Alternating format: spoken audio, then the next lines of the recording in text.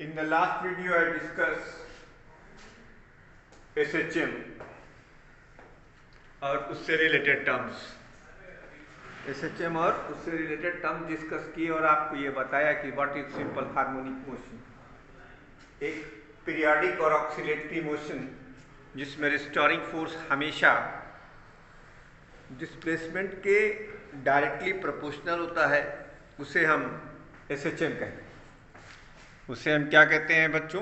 SHM। अब हमने आपको SHM की इक्वेशन, SHM में डिस्प्लेसमेंट इक्वेशन बताया, SHM में वेलोसिटी इक्वेशन बताया, SHM में एक्सेलरेशन इक्वेशन बताया।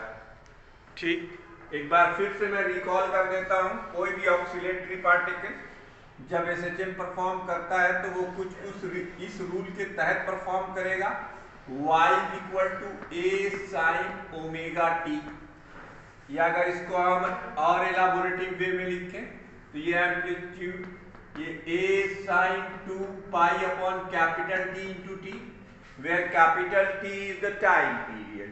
You got my point? Now let us draw a graph. एक ग्राफ अगर हम ड्रॉ करें तो याद अगर आपको हो तो इंट्रोडक्शन टू मैथमेटिक्स में हमने आपको बहुत सारे ऐसे ग्राफ खींचकर बताए थे। तो y का t के साथ यहाँ जो वेरिएशन है वो साइनोसॉइडल है। तो आइए हम एक साइनोसॉइडल ग्राफ बनाते हैं। ये हमारा साइनोसॉइडल ग्राफ है, ये देखिए। अब इस साइनोसॉइडल ग्राफ में ये t एक्सिस है यानी टाइम, और ये हमारा डिस्प्लेसमेंट एक्सिस है यानी y। तो अगर हम ग्राफ खींच लेते हैं तो ये टाइम जीरो, ये टाइम पीरियड का चौथाई हिस्सा, ये टाइम पीरियड का आधा हिस्सा, ये 3t/4 हिस्सा, और ये t, और ये 5t/4 हिस्सा। ये तो हुआ डिस्प्लेसमेंट टाइम ग्राफ। क्या है ये? Displacement time graph. ठीक, अच्छा। अब इसी से अगर हमें वेलोसिटी निकालना, क्या निकालना हो, इसी के करस्पॉन्डिंग पार्टिकल की वेलोसिटी, यानी ये जो particle up and down vibrate कर रहे हैं ये किस तरीके से कर रहे हैं उसको अगर हम देखें तो v पार्टिकल, इसकी वैल्यू होगी dy/dt, यानी अच्छा इसका एम्पलीट्यूड मैक्सिमम कितना होगा? a। vp/dy/dt अर्थात a omega cos omega T.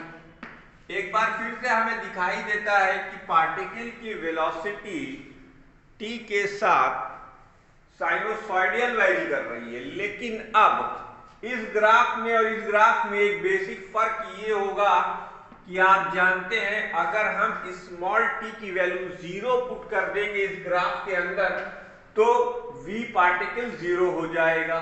इसका मतलब क्या हुआ कि जब डिस्प्लेसमेंट 0 था, जब डिस्प्लेसमेंट 0 था तो पार्टिकल की वेलोसिटी 0 नहीं थी। ठीक, यानी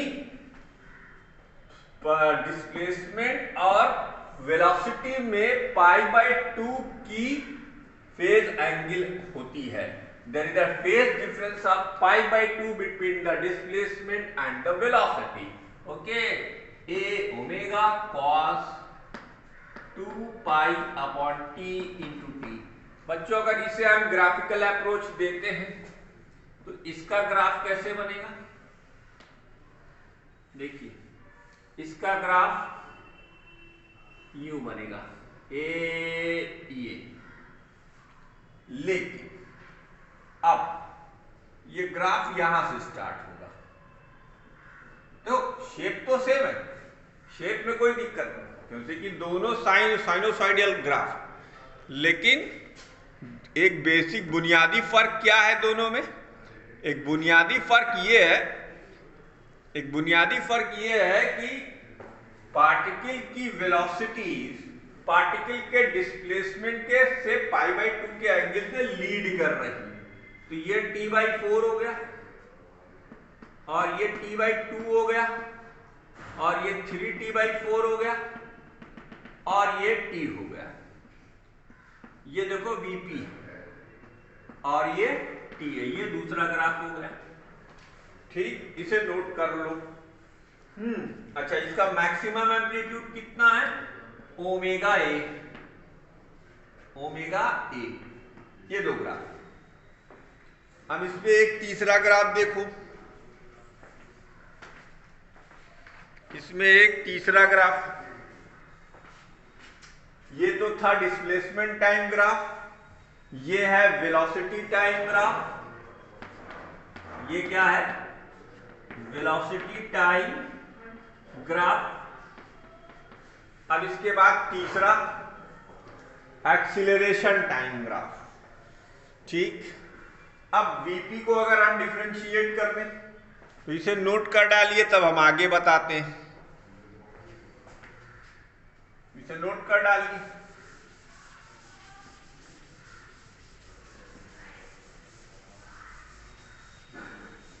जब आप इसे नोट कर डालें तो अब हम ए लिखेंगे, यानी acceleration, acceleration of particle executing SHM, अर्थात ये हो जाएगा dVp अपॉन dt, यानी d/dt of a omega cos omega t। इसका क्या मतलब हुआ?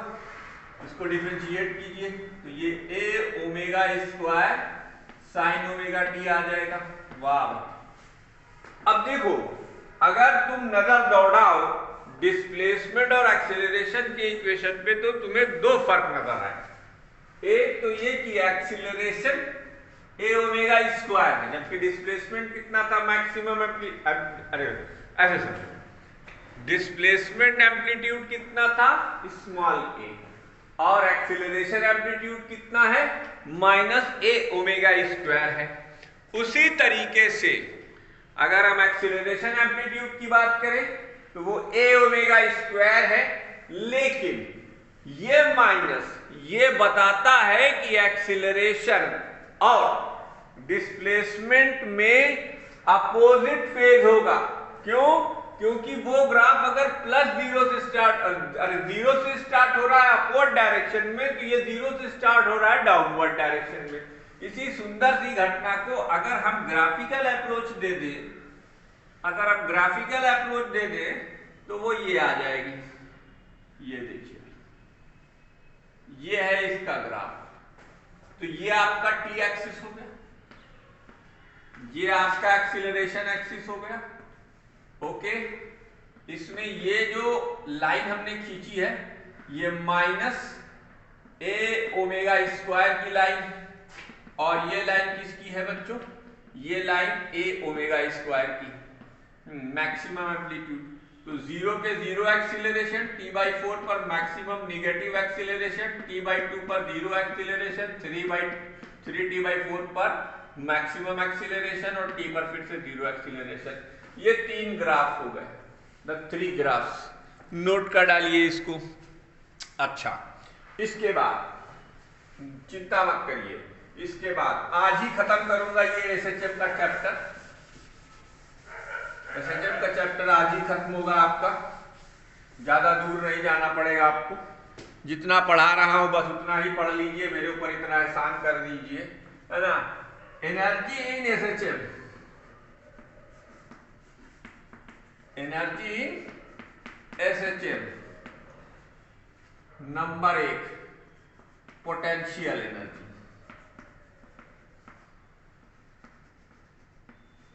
Potential energy, consider a particle of mass m, executing SHM. Consider a particle of mass m executing SHM. ठीक, if y is the instantaneous displacement,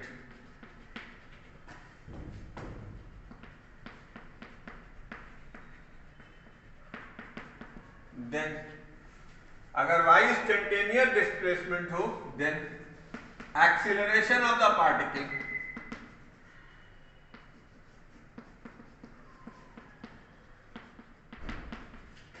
आपको पता है। अच्छा, हम बड़े से लिख रहे हैं, तो क्या हो गया, minus omega square Y, minus omega square Y, क्या ये माइनस ओमेगा स्क्वायर वाई। अच्छा, तो अब the restoring force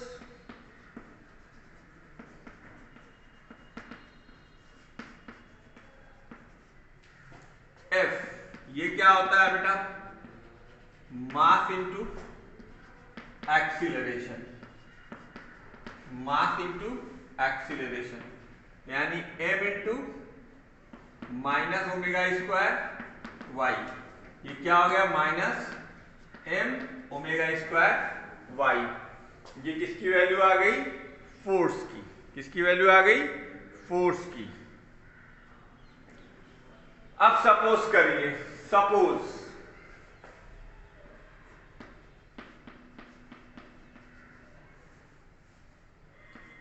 particle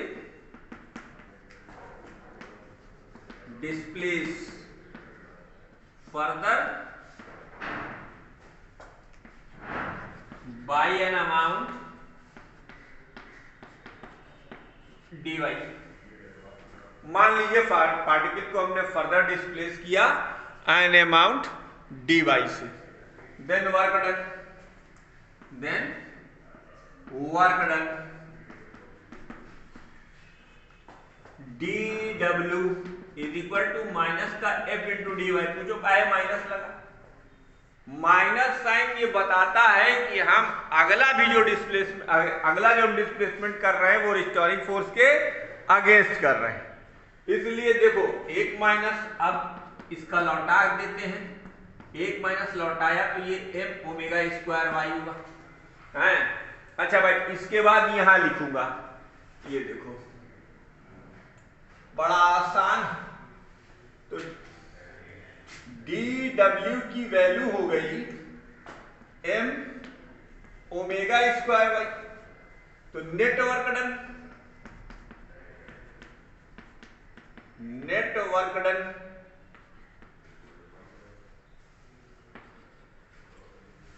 net work done in displacing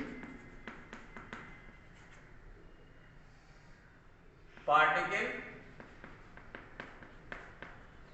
from 0 to y, w is equal to integration 0 से w dw।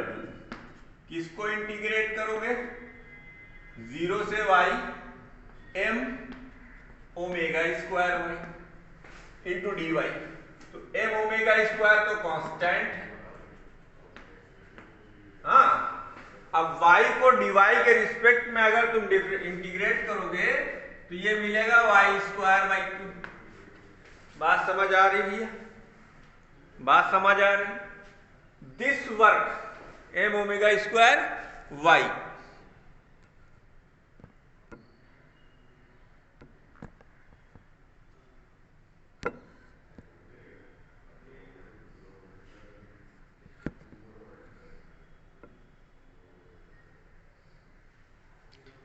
m omega square y, this work will be stored in the form of potential energy, this work will be stored in the form of potential energy। ये potential energy के form में जमा हो जाएगा। इसका मतलब ये U की वैल्यू क्या हो जाएगी 1/2 m ओमेगा स्क्वायर y। ये पोटेंशियल एनर्जी का एक्सप्रेशन आ गया। What is this? This is the expression of potential energy. ठीक, इसे नोट कर डालिए। अब एनर्जी एसएचएम में पहली क्या थी? Potential energy. अब दूसरी क्या लिखाएंगे हम? Kinetic energy. इरेज कर रहा हूं इसको। तो पोटेंशियल एनर्जी कितनी कैलकुलेट की? 1/2 m omega square y square, where m is the mass of the particle, omega is the angular velocity of the particle, and y is the displacement of the particle from the mean position. अब दूसरी चीज यहां पर kinetic energy. Kinetic energy, ठीक। Consider again, consider ही चलो, consider नहीं काहे कोई सब लिखे, सीधे लिखो velocity of the particle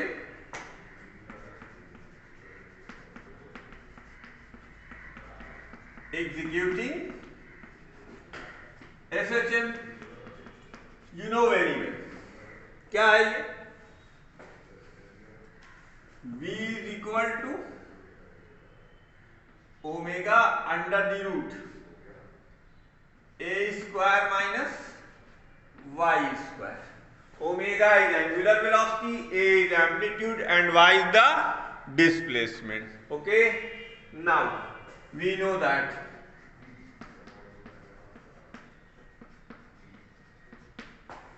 kinetic energy क्या होती है भाई?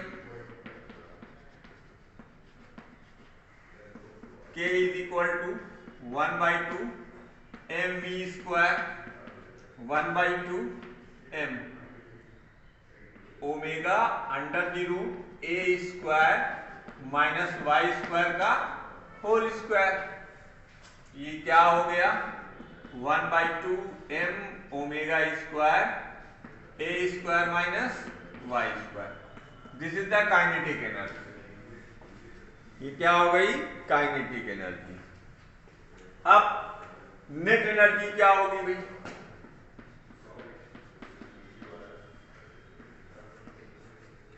Net energy E is equal to U plus K। तो U की वैल्यू आपने क्या कैलकुलेट की? 1/2 m omega square a square, और K क्या कैलकुलेट की? 1/2 m omega square a square minus y square. इसको ओपन कर देते हैं। 1/2 m omega square a square minus y square. बच्चों देखो, सॉरी a स्क्वायर नहीं y स्क्वायर। ये तो हो गया कैंसिल। तो काइनेटिक अरे टोटल एनर्जी क्या आ गई? कांस्टेंट। ये टोटल एनर्जी क्या आ गई? कांस्टेंट आ गई, m omega square a square. तो इसका एक मतलब है एनर्जी कंजर्व्ड है। जब मीन पोजीशन आएगी तो काइनेटिक एनर्जी मैक्सिमम होगी, पोटेंशियल एनर्जी मिनिमम। जब एक्सट्रीम पोजीशन आएगी तो काइनेटिक एनर्जी मिनिमम होगी और पोटेंशियल एनर्जी मैक्सिमम होगी। यानी एक पार्टिकल जो कि एसएचएम परफॉर्म कर रहा है, वो पार्टिकल की जो नेट एनर्जी होती है वो इंटर कन्वर्टेबल रहती है। किसके किसके बीच में? पोटेंशियल एनर्जी और काइनेटिक एनर्जी के बीच में, और कोई मसले वाली बात नहीं है। अगर हम अब देखो इसमें एक इंपॉर्टेंट ग्राफ, एक इंपॉर्टेंट ग्राफ, इसे नोट कर डालना।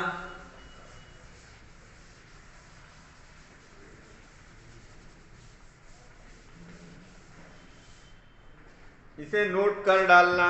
अच्छा, जितने न्यूमेरिकल्स मैं बताऊंगा केवल आप उन्हीं न्यूमेरिकल्स की प्रैक्टिस कीजिएगा, क्योंकि कि मैं आपको सिर्फ वही चीजें पढ़ाना चाहता हूं जो 12th में आपके काम आए।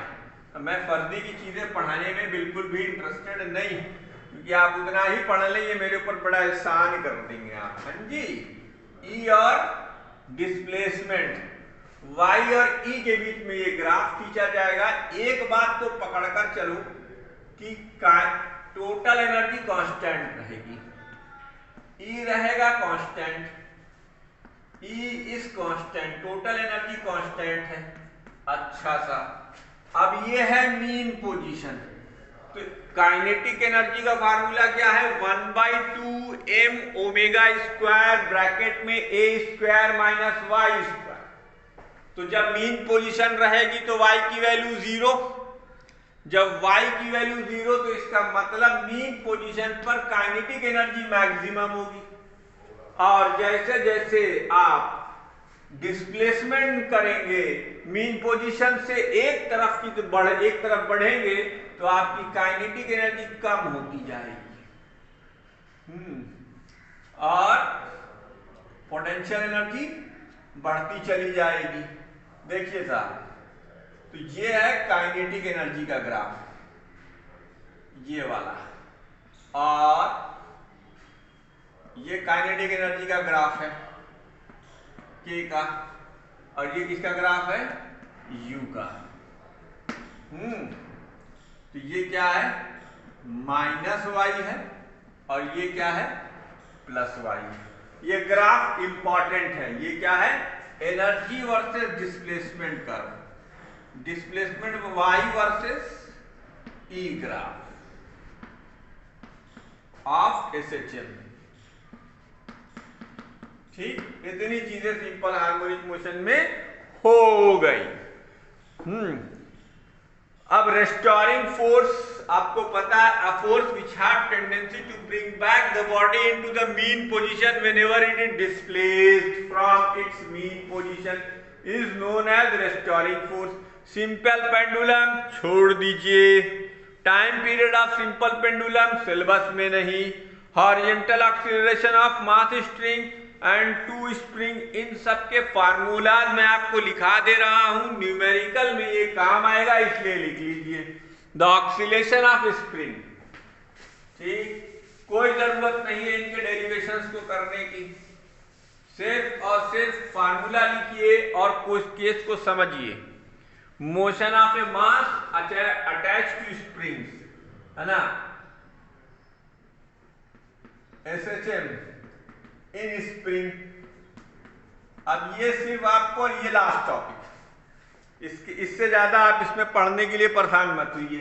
एसएचएम इन स्प्रिंग। अब देखो, जैसे केस नंबर 1, केस नंबर 1, इसके मैं 8-10 न्यूमेरिकल अभी करवाए दे रहा हूं, वो प्रैक्टिस कर डालिएगा। ठीक, ये देखिए, ये एक ब्लॉक जिसका मास m है, ये एक स्प्रिंग से अटैच्ड है। ठीक, जब आप इसके ऊपर एक फोर्स लगाकर छोड़ देंगे तो ये ऑक्सीलेट करेगा। तो टाइम पीरियड ऑफ ऑक्सीलेशन क्या होगा? टाइम पीरियड ऑफ ऑक्सीलेशन,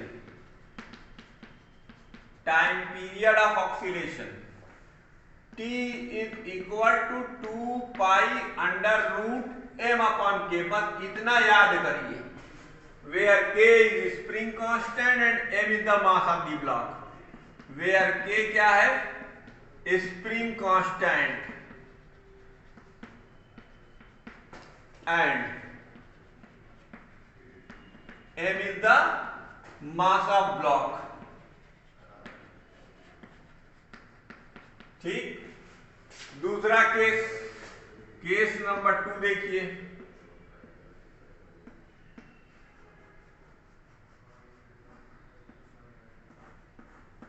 अब ये अगर है तो इसमें भी अप एंड डाउन स्प्रिंग होगा। मैं आपको डेरिवेशन नहीं करवा रहा हूं, सीधे सीधे आपको फार्मूला बता दूं। अगर इसका आप टाइम पीरियड लिखेंगे तो कोई उससे इतर नहीं आएगा, यही आएगा, T equal to 2 pi under root m upon k। T is equal to 2 pi under root m upon K, इससे ज्यादा की कोई उम्मीद ना करिए। तो ये दो केसेस हो गए, ये भी ऑक्सीलेशन करेगा, ये भी ऑक्सीलेशन करेगा, ये हॉरिजॉन्टल ऑक्सीलरेशन करेगा, ये वर्टिकल ऑक्सीलरेशन करेगा। ठीक, अब मैं तुम्हें इसमें तीसरा और चौथा केस भी बता देता हूं, ये दो नोट कर लेना। अच्छा, अगर तुमसे कहा जाए फ्रीक्वेंसी, तो कुछ नहीं, केवल और केवल ये क्या लिखा हुआ है 1/f फ्रीक्वेंसी ऑफ ऑक्सीलेशन, बस इतना याद करके रखो। ठीक, तीसरा और चौथा केस देखो, ये सब याद करना, नेक्स्ट ईयर ये सब का काम आना है। एसएचएम का पूरा चैप्टर जितना पढ़ाया है उसे नोट कर डालिएगा और उसे याद रखिएगा, याद के लिए फायदेमंद है। अब तीसरा केस देखो, ये एक स्प्रिंग, अच्छी बात, ये एक दूसरी स्प्रिंग और अच्छी बात, और इन दोनों स्प्रिंग के साथ एक मास अटैच्ड है। इसका स्प्रिंग कांस्टेंट K1, इसका स्प्रिंग कांस्टेंट K2। अब बेटा टाइम पीरियड का फार्मूला क्या है, तो ये स्प्रिंग इन सीरीज कहलाएंगी। ये क्या कहलाएंगी? Spring in series, spring in series. तो जैसे अपन 10th में रेजिस्टेंस के लिए नेट रेजिस्टेंस निकालते हैं, वैसे ही यहां पर इक्विवेलेंट स्प्रिंग कांस्टेंट निकालेंगे। तो K सीरीज, ये क्या है? Equivalent spring constant. तो इक्विवेलेंट स्प्रिंग कांस्टेंट क्या आएगा? इक्विवेलेंट स्प्रिंग कांस्टेंट ये यहां पर आता है बच्चों K1 K2 upon K1 plus K2। बहुत बढ़िया, क्या आता है? K1 K2 upon K1 plus K2। Okay, अब देखो, अब अपने पास टाइम पीरियड का एक फार्मूला है, T is equal to 2 pi under the root inertia factor upon spring factor. ये भी बताया, inertia factor upon spring factor. तो inertia factor upon spring factor, तो यहां पर T की वैल्यू हो जाएगी 2 pi under the root, inertia factor यहां मास लिया जाएगा, और स्प्रिंग फैक्टर यानी इक्विवेलेंट स्प्रिंग कांस्टेंट। तो ये क्या हो गया? K1 K2 नीचे और K1 प्लस K2 ऊपर, अर्थात K1 प्लस K2 न्यूमरेटर में और K1 K2 डिनोमिनेटर में। ये स्प्रिंग इन सीरीज, ये पैरेलल में, सॉरी सीरीज में आ गई। क्या आ गई बालक? सीरीज में आ गई। अगर इसका एक केस तुम और देखना चाहो है, तो इसके लिए भी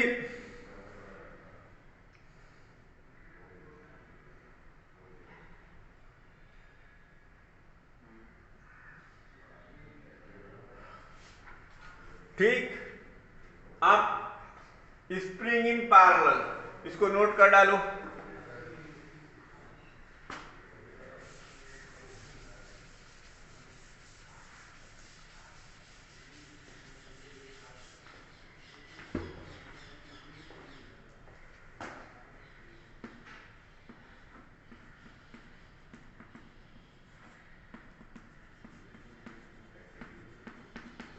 spring in parallel, spring in parallel.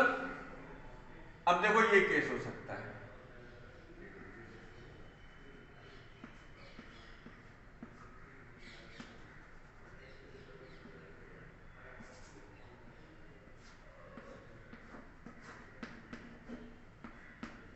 K1 K2, ये सब T की वैल्यू क्या हो जाएगी? 2 pi under the root m upon K1 plus K2, K1 plus K2। ठीक, ये स्प्रिंग इन पैरेलल। ठीक, इसको एक और केस से समझ सकते हैं।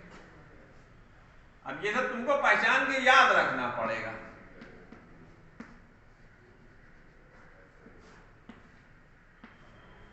ये हो गया K1 और ये हो गया K2। तो यहां पर T की वैल्यू क्या हो गई? 2 pi under the root m upon k1 plus k2, k1 plus k2, ये स्प्रिंग इन पैरेलल आ गया। क्या आ गया? Spring in parallel. बस इससे ज्यादा इसके बाद अगर आपकी बुक में कोई लिखा है वो तो सब कुछ ऑप्शनल, कुछ आपको पढ़ने की जरूरत नहीं, ये चैप्टर आपका खत्म। तो SHM का इक्वेशन पता होना चाहिए, वेलोसिटी का इक्वेशन पता होना चाहिए, एक्सीलरेशन, रेस्टोरिंग फोर्स, SHM की डेफिनेशन, स्प्रिंग के केसेस, एनर्जी इन SHM। इसी के साथ ये चैप्टर समाप्त होता है। अब कुछ और सिलेक्टेड टॉपिक्स आपको पढ़ाए जाएंगे और आपका सिलेबस इसी वीक में खत्म हो जाएगा। धन्यवाद।